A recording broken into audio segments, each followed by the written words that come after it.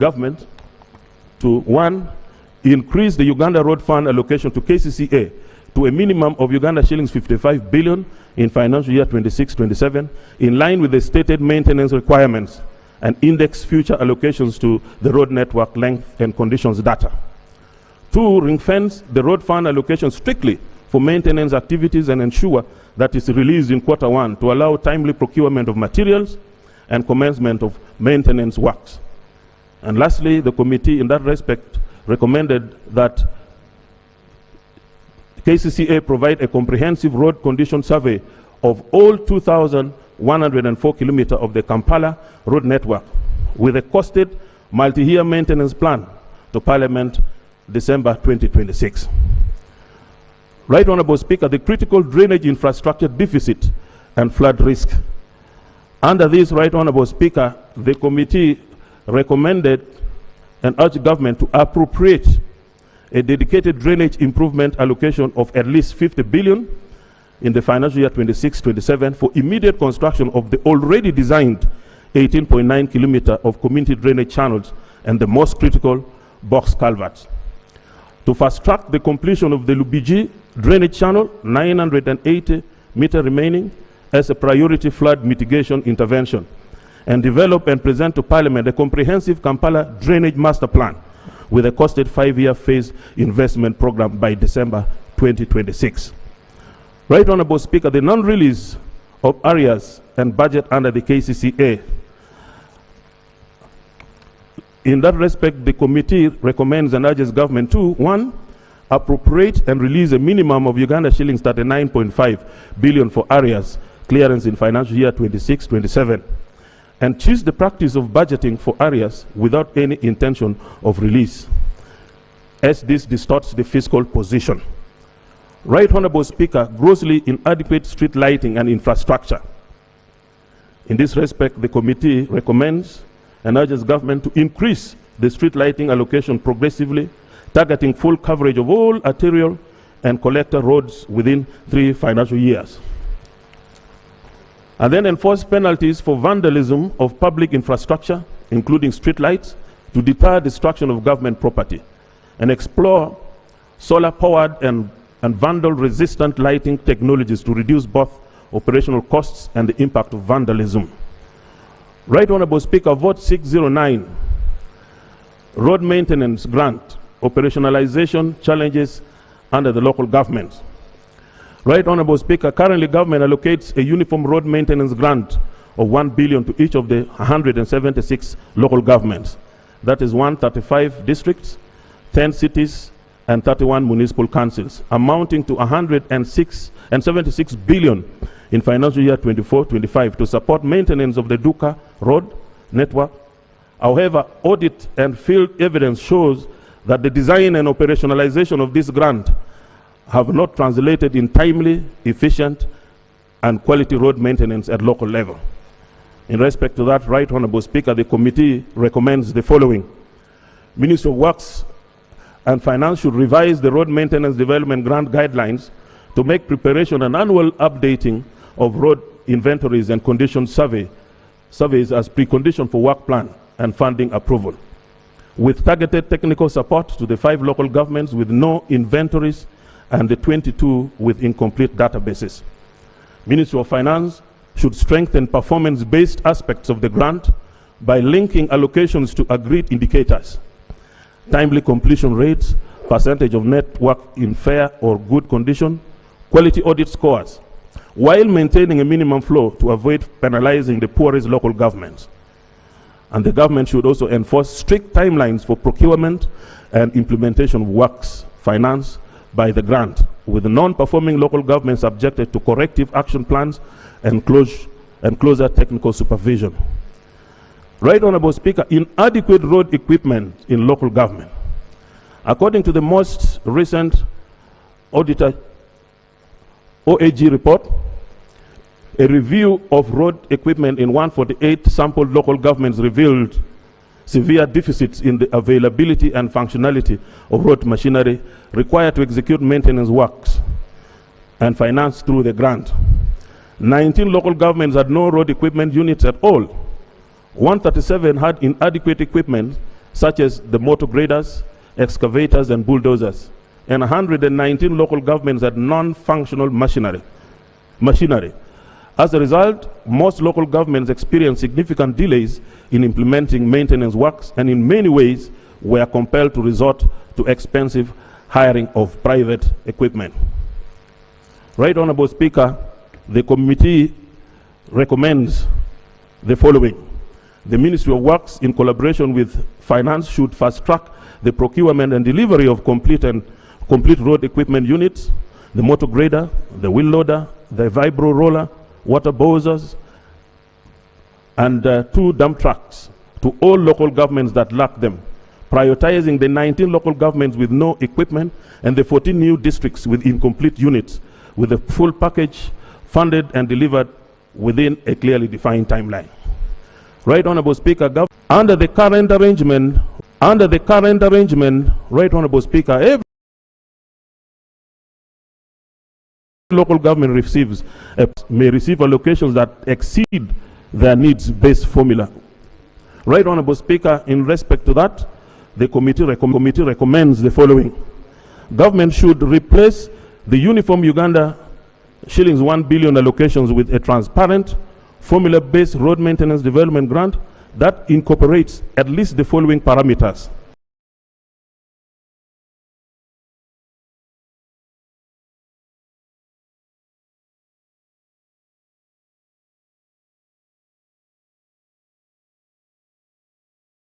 Length of the Duka network, network condition, share, poor, stroke, fair, or good.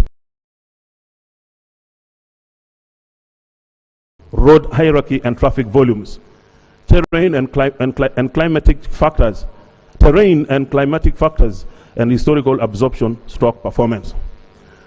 A minimum base of Uganda shillings allocation should be maintained for all local governments to ensure basic functionality.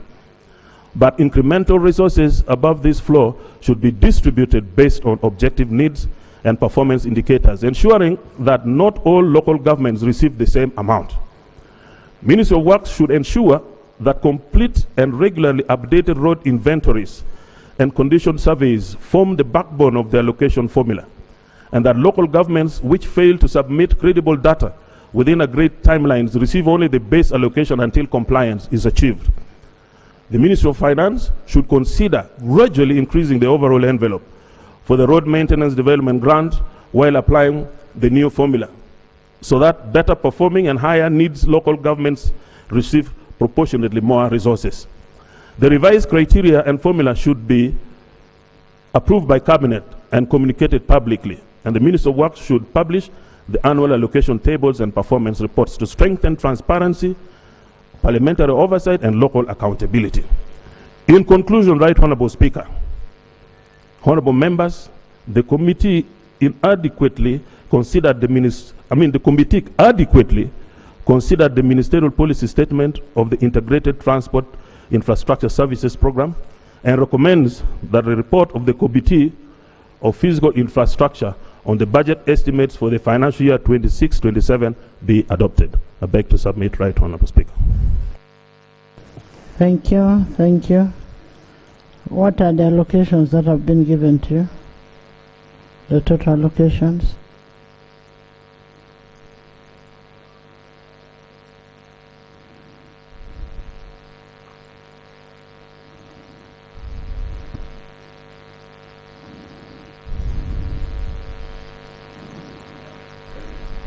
Right Honorable Speaker, the total allocation to the Ministry of Works and Transport for the financial year 26-27 is 8,074.8 billion.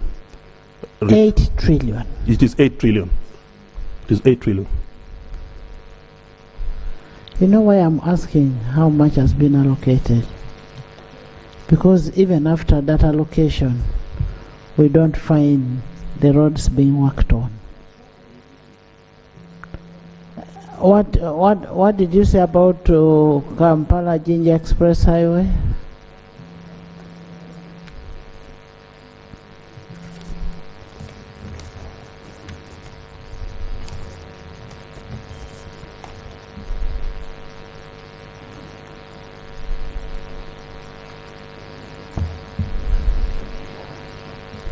As you look for that, Yes.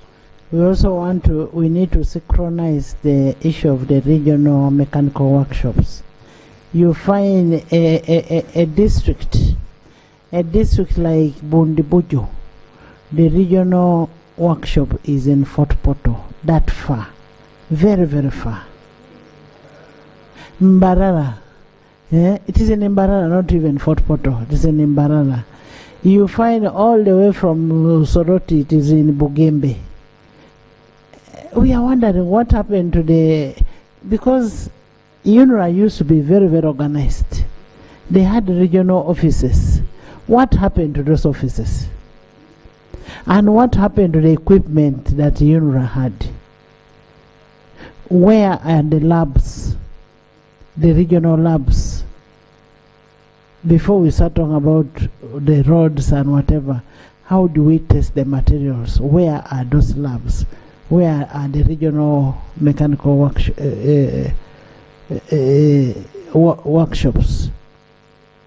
And then what happened to the UNRWA roads?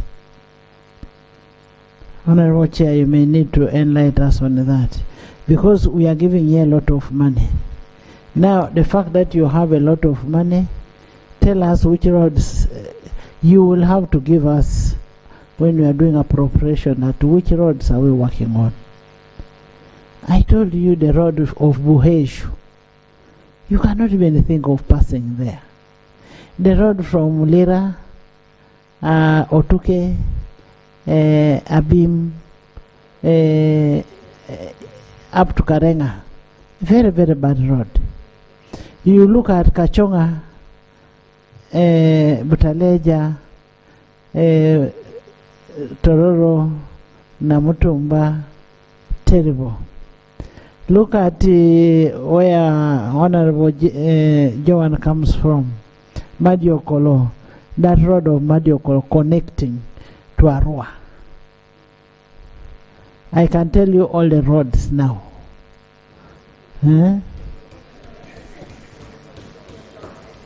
Let's look at the critical roads. Let's make sure that we use the money effectively. With all this money that is being given, we must achieve what we need to achieve. You find the roads in Kampala here, like my road, somebody is working on a Macedon road there. I have failed even to pass there for a whole 2 weeks. Nothing is moving. But I was even wondering, why did they remove my little collars which was there? They should have left it the way it was. So, Chairman, there's a big problem in your sector. A very, very big problem. Right, Honorable Speaker, in respect to the regional mechanical workshops, we had an extensive discussion on the subject matter with Ministry of Works, that currently the regional mechanical workshops does not offer efficient services to the rest of the regions. For example, we find that Karamoja sub-region would expect to travel all the way to Gulu mechanical workshop. West Nile will have to travel all the way to Gulu. Exactly. And then Oima, Fort Portal will have to travel all the way to Mbarara. So we did recommend the creation of sub-regional mechanical workshops, born out of the stations that were formerly manned by UNRWA. Exactly. Yes. Because what I've seen with the UNRWA, they have only changed the logo, and yet those people used to have very good workshops. UNRWA had a very good workshop. What about where districts like in Tongamo, Isingiro, or Kasese that are too big, or Yam, in terms of equipment? The President promised that they would give them additional equipment and additional 1 billion shillings for road maintenance. Right, Honorable Speaker, the discrepancies in the allocation of the road equipments indeed was observed by the committee. Like you rightly noted, Rwenzori sub-region comes with attendant challenges of climate change issues, the terrain. We did bring it to the attention Chairman, of the you have minister. not understood what I'm saying. During the campaign, the president said districts that are too big, a district like Isingiro, a district like Kasese, a district like Oyam, a district like Yumbe, a district like there are about 6 districts. He said they were going to give them additional equipment. That is number 1. 2, he also said they were going to give them additional 1 billion shillings for road maintenance. And when we had a meeting, a top political meeting on the budget, the president even emphasized to PSST that this money must be provided. The equipment can be on a phased manner, but the money for road maintenance should start from this financial year. Right Honorable Speaker, we did ably mirror your concerns to the minister and his team. Can you go and make a follow-up with the PSST on that and report back to me? Much obliged. Because I was in that meeting. Much obliged, Right Honorable Speaker. And those districts might get their money. Yes, Oyam. Thank you so much, Right Honorable Speaker. Right Honorable Speaker, we are discussing a very critical area in this country.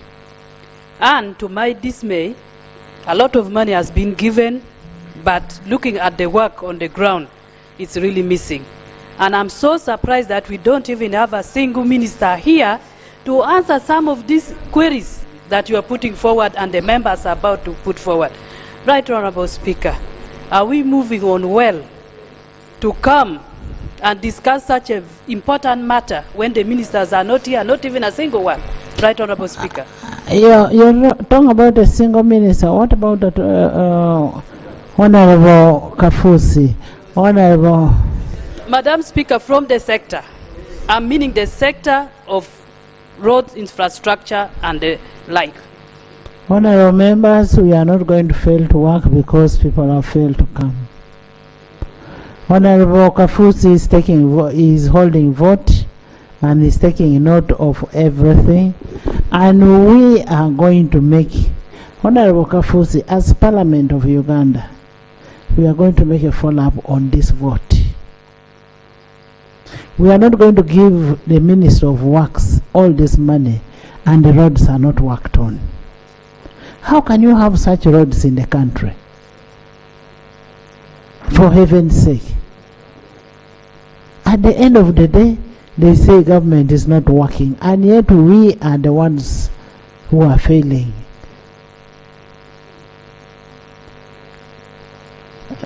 Yes. Joanne. Thank you, Right Honorable Speaker. I want to thank you for this opportunity. I would like to thank the committee for the report. I have 2 issues. I would like to agree with them that the new districts that received only partial equipment be equipped with the equipment, the balance. the balance of the equipment. That's very important. I would like to thank the government for the 1 billion. You said there are some districts that are very large, and His Excellency had promised that they would receive an extra 1 billion. I hope that this is large in land size and not necessarily large in numbers, because when you look at a district like Madiokolo, to reach some sub-counties, Madiokolo is a land of many waters, and therefore there's a need for many bridges. To reach one of our sub-counties, you have to go through 4 other districts, a sub-county called Ewanga. There's been a bridge called Kia Bridge that was planned in 2021. It was in the NDP 3. the design was made, but somehow they stopped at the design. Now I'm hearing of bridges which are being designed, which are set to be constructed, designs are being planned. What about the design of Kia Bridge, which is already in place, but the bridge is not being put on the plan? So I would like to ask that the Ministry of Works considers that bridge in the plan. Honorable, when you talk about the large districts, I want somebody from Isingiro, from Ntungamo, to justify the size of Honorable. Thank you so much, Right Honorable Speaker. On that issue of big districts, when you look at Ntungamo, Isingiro, and Kasese, we consider both the size of the district and the population, which brings the economic activities, of course, increasing because people are many. When you look at Ntungamo and Isingiro, Kasese, and other districts whose population is high, you find that when you work on the road, within just 3 months, you need to go back. And then the terrain in Isingiro, Kasese, and Ntungamo, the districts are hidden. So you find that even bridges, working on a bridge is very expensive. So we've been finding it very difficult to manage our constituencies because we manage them as sub-districts. The money we get from here in allowances, we use it to work on our roads. And we even hire private graders from Mumbai. We have people who have private graders. One time I worked on 40 kilometers. Another time I worked on 60-something kilometers. Because my constituency alone has more than 100 kilometers of district roads. So that is the challenge. And I thank you, Madam Speaker, for encouraging us to make sure that we give those districts extra money first, and then equipment can come later, because we borrow from honorable members. Actually, a constituency in Ntungamo is a size of my district, Bukedea. You understand? Why would Bukeria be given 1 billion shillings, and then a district like Ntungamo is also given 1 billion shillings? We should be looking at the size, the population. Yes, Ntungamo. Thank you, Right Honorable Speaker. I represent Rahama East. Nothing personal, but I am looking at what is on ground. We are here to represent people. Yes. Thank you, Right Honorable Speaker. I represent Rahama East constituency, which is part of the 5 constituencies which we have in Ntungamo district. Right Honorable Speaker, what you are saying is right. My constituency of Rahama East is the size of Tambara district. The Tambara district receives 1 billion, and Ntungamo district, which has 5 constituencies, 5 times Tambara, receives 1 billion too. We have been complaining over this issue, and I remember in March last year, we met the president. The president even called the Minister of Finance over that issue to provide more money to the bigger districts. I was in that meeting in Ntungamo. He even put him on loud. We were all listening. I don't know why the Minister of Finance is not providing this money. And we have suffered. Some of us lost elections because of that issue, Right Honorable Speaker. Thank you, Right Honorable Speaker, for following up on this matter. Kalaki has a road, Kabaramaid has a road that is impassable. Yeah, thank you, Madam Speaker. Madam Speaker, I would have loved to hear the chair talk about Katine-Ochero Road, which this house passed, cabinet passed. Yes, Madam Speaker. You should first talk about at least having a single tarmac in your district, because you don't even have a single, I think out of all the districts, you don't have a single tarmac. Madam Speaker, you are spot on.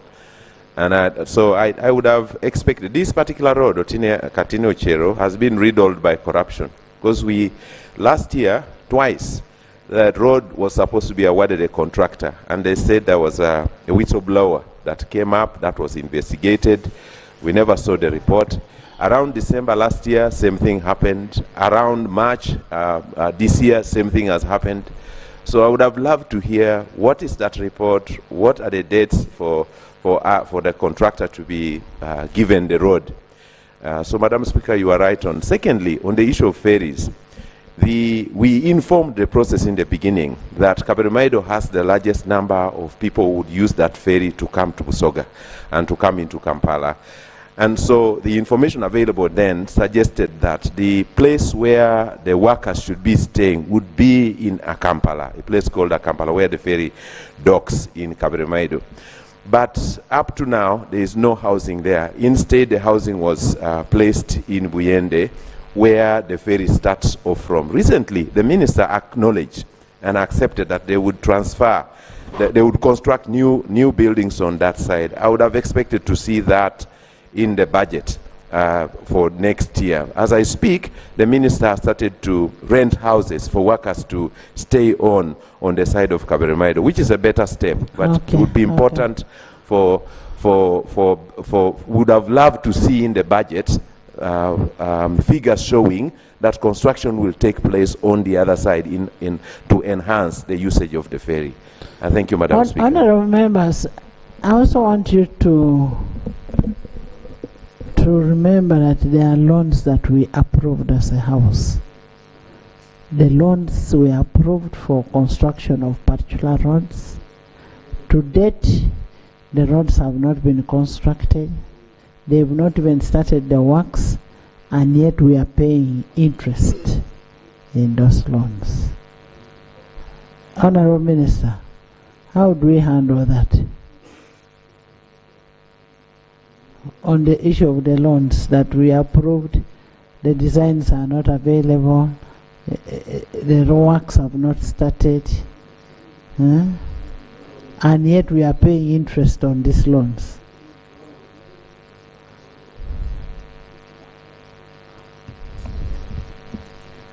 Thank you, Honourable Minister. I have listened attentively to the concerns of my colleagues.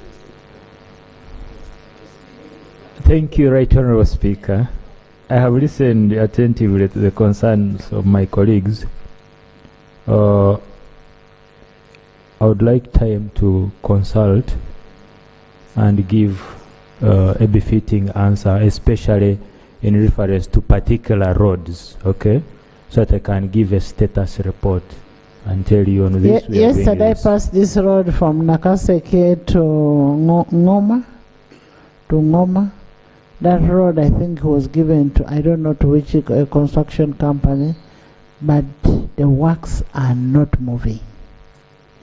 Go to Kampala Fort Portal Road, the works are not moving. To Hoima Road, nothing is moving. What could be happening? No, the releases were done. The releases were done. Madam Speaker, I know that some money was paid out, some of the contractors. It may not have been fully paid, but some money was given to them, especially, I know, the Mitiana Road. To Fort Portal, yes. But I need to find out, get a proper status report, and make a report to Parliament. Honourable members, I have a suggestion that we refer this report to the committee, but in the next sitting, we need to open up the debate with the Minister of Works. We need to open up, Attorney General, we want a debate on issue of roads with the finance and works on Tuesday. You lay it on table. Thank you, Madam Speaker. I beg also to lay our observations as opposition within this very report so that it can also be incorporated. So that, and I pray that as they sit in that meeting, the issue of new districts not having Tamaka roads, with the new districts, however small we are, In Kalungu, Madam Speaker, we only have a Tamaka road going to the sister's place and one church, and it was constructed by different people. No single Tamaka in Kalungu district. And Kasanda. So you have not talked about that, but let me table this. You will see. Thank you very much. It is unusual to discuss a report after it has gone to the budget committee, but these are matters that are very important. We must, even after this harmonization, we must have a debate on the issue of the roads, so that we are able to see who is the problem. Yes. Madam Speaker, we had the Minister of Finance, of Works, the Honorable General Katumba Wamala here. He made a presentation listing all the roads that needed to be done. And if I recall, the money that we owed to contractors was more than 5 trillion. The report of the committee says only 2-point-something has been put in the budget. But what we owe to contractors, and that's why they had abandoned the sites, was more than 5 trillion. So the procedure issue I am raising, Madam Speaker, is for you to guide whether part of the problem doesn't start in this parliament. Because Tamaka Road cannot just be given. There must be justification and a return on investment. If you read the reports of IMF and World Bank, the return on public investment in Uganda is 0.08. The world average is 6%. Because you can't come and throw a road at each and everybody, including those who are going to use it for grazing. 80% of the vehicles in Uganda are you mean grazing is not an activity? I am on procedure for you to rule. There is an order.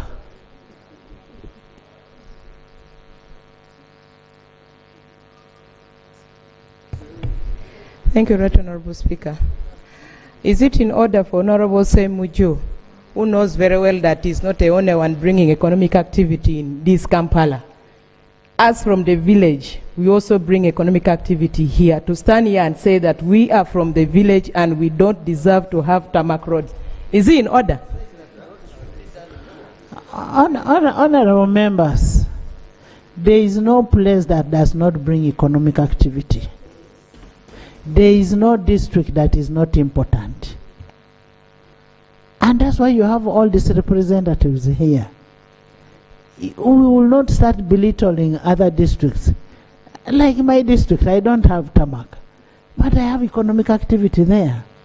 I have all the investments in that district. But you cannot say that places without return on investment should not bring.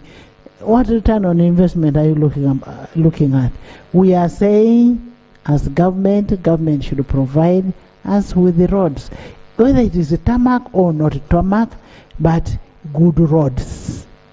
People are dying of accidents because of these roads. You cannot say that you only need roads in Kampala, in Kira, because you have economic activity. So what? You mean for us in the villages we should not have? Napak should not have? Pursuant to Rule 156(2) of the Rules of Procedure, I refer this report to the Committee of Budget for harmonization, reconciliation, and consolidation. But we are going to have a debate on infrastructure and have it on the order paper of Tuesday. Thank you.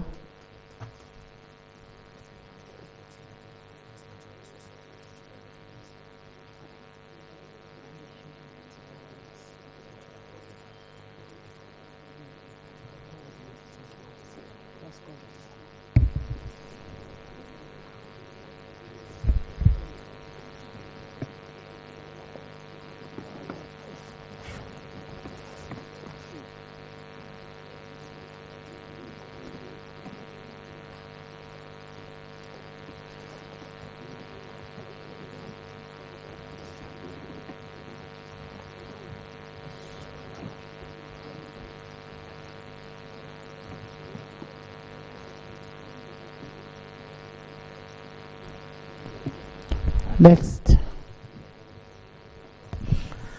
The Sectoral Committee on Legal and Parliamentary Affairs.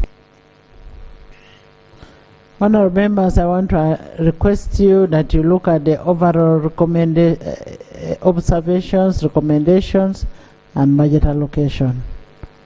Please, Chair. Thank you, Right Honourable Speaker. I stand here to present the report of the Legal and Parliamentary Affairs Committee for the Ministerial Policy Statements under its scrutiny. Right Honourable Speaker, I beg to lay on table the minutes and the duly signed report for the committee. I beg to lay. Please lay. Thank you.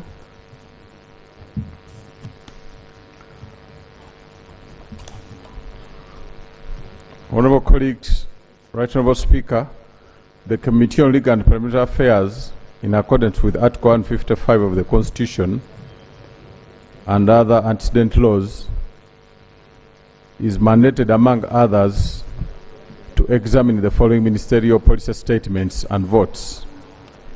The committee considered the ministerial statements for Vote 007, Ministry of Justice and Constitutional Affairs, Vote 133, Directorate of Public Prosecutions, Vote 102, Electoral Commission, Vote 105, Uganda Law Reform Commission, Vote 104, Parliamentary Commission, Vote 101, the Judiciary, Vote 148, Judicial Service Commission, Vote 109, Law Development Center, Vote 106, Uganda Human Rights Commission, Vote 103, Inspectorate of Government, and Vote 119, Uganda Registration Services Bureau, and also the Shadow Minister of Justice and Constitutional Affairs, who made a report. In the interest of time, Right Honourable Speaker, the report is up. Yeah, this is Vote 109. In the interest of time, Right Honourable Speaker, the report is uploaded.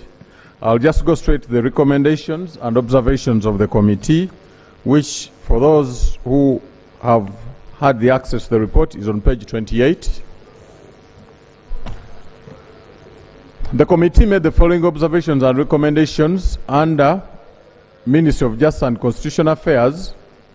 Right Honourable Speaker, the committee was informed that the phase 1 of the construction of police headquarters and the parking deck of the Just Law and Order Sector House has reached practical completion and partial occupation commenced in March 2026.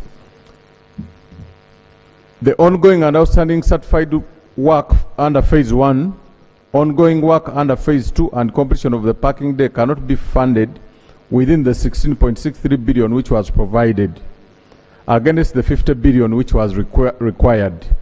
To ensure timely completion of the entire project, the ministry requires additional budget allocation of 34 billion in financial year 2026-2027. The committee recommends that additional 34 billion be provided for this financial year to enable the ministry to complete construction of the JLOS house. Honourable colleagues, as you have noticed, many of the offices have already shifted to Naguru, where it's located. Under the motor vehicles, the committee was informed that the ministry currently has a fleet of 86 vehicles, of which 68 are over 5 years and 37 have been in usage for over 10 years. Relatedly, the Auditor General has already raised a query over the use of old vehicles that should have been disposed of. The ministry needs transport equipment of at least 48 motor vehicles over the next 2 financial years to support its operations of regional offices, court attendance, supporting the functions of administration of estates of the deceased persons, inspection of law chambers as its mandate. The committee recommends that an additional 7.2 billion be provided to the development budget of the Ministry of Justice and Constitutional Affairs for the coming financial year to procure 24 vehicles to improve dispensation of justice and access to justice in various areas. Right Honourable Speaker, the committee noted that state attorneys in the Ministry of Justice and Constitutional Affairs and the Directorate of Public Prosecutions do related work, but those from Ministry of Justice and Constitutional Affairs are taxed while those in DPP are not. We note that to remove this discrimination, there is need for a tax waiver for state owners in the Ministry of Justice and Constitutional Affairs as well. So the committee makes this recommendation strongly. Construction and facilitation of regional offices. The committee was informed that the Ministry of Justice and Constitutional Affairs continues to face challenges in delivering effective services due to inadequate infrastructure and limited tools and equipment, with only 7 regional offices serving an average of 25 districts each. Workloads and case backlogs remain high, and access to justice, especially for vulnerable groups such as orphans and widows, is constrained by long travel distances of up to some even 400 kilometers. Effective financial year 2025-2026, the ministry established 5 more regional offices in Iganga, Masaka, Hoima, Kabale, and Lira. These offices are currently in rented premises. There is need to construct a permanent regional office over the 5 years period, and this would require at least 8 billion shillings. The committee recommends that 8 billion be considered for the phased construction of these offices over a period of 5 years to enable the Ministry of Justice and Constitutional Affairs execute its mandate across the entire country. Right Honourable Speaker, construction of offices for the African Humanitarian Agency. In 2024, the government of Uganda bidded and won to host the Secretariat for African Humanitarian Agency, but the condition was that the hosting country constructs offices and residences in 2 years. The Ministry of Finance, Planning and Economic Development signed the commitment on behalf of government.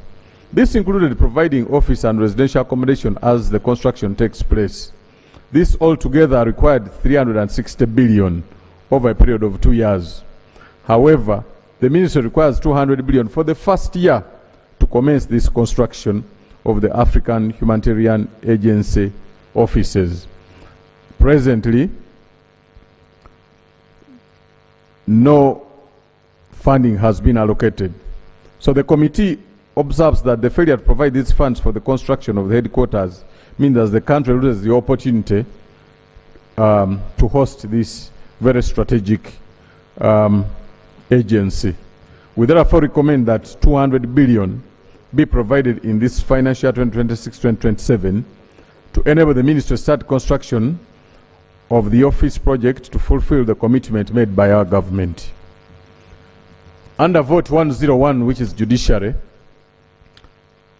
the committee noted a need to fund the timely disposal of cases, both civil and criminal, facilitation of court sessions, daily hearings, and daily court operations in the 269 operational courts, management of election petitions, facilitation of court-summoned witnesses who at least to not less than 60,000 in total, conduct of locus visits at various court levels to facilitate a minimum of at least 55,112 visits, and facilitation for court assessors, at least 3 per judge.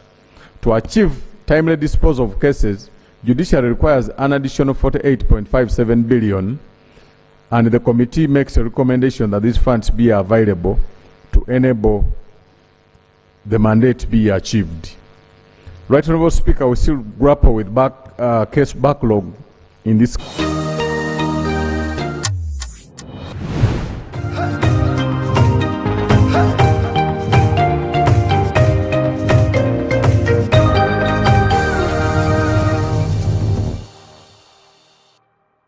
And we bless you. In Jesus' name we pray.